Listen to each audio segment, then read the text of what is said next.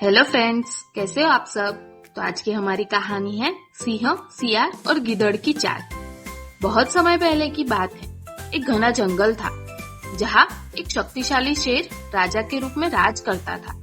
जंगल के सभी जानवर उससे डरते थे, लेकिन उसका शासन न्यायपूर्ण था। वह बिना वजह किसी को नुकसान नहीं पहुँचाता था।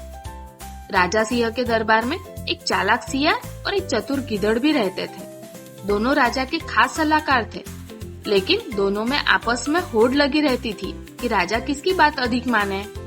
धीरे धीरे यह होड़ ईर्ष्या में बदलने लगी। एक दिन सियार ने सोचा, अगर मैं गिद्धड़ को किसी तरह बदनाम कर दूं, तो मैं राजा का सबसे खास बन जाऊंगा। उसने एक चाल सोची। सियार ने राजा के पास जाकर बोला, महाराज, मुझे आपके लिए कुछ कहना बहुत जरूरी है। राजा ने पूछा, क्या बात है सियार, तुम इतने गंभीर क्यों हो।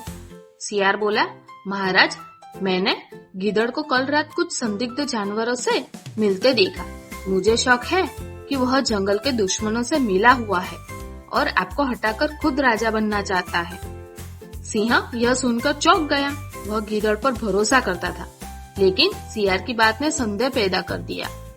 राजा ने गिद्धड़ को बुलवाया और पूछा, गिद्धड़, क्या यह सच है कि तुम मेरे खिलाफ षड्यंत्र कर रहे हो।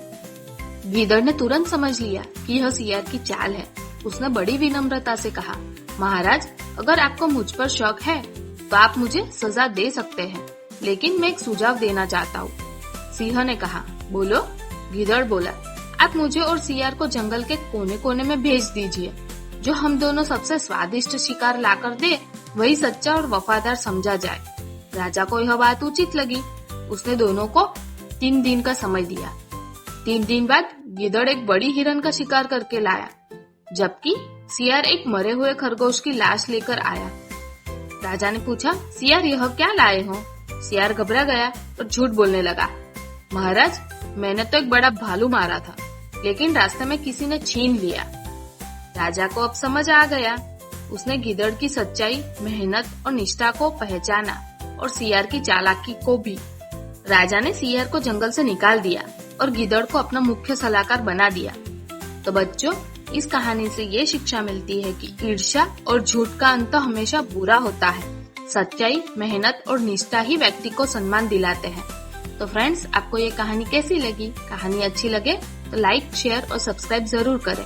Have a good day. Thank you for watching.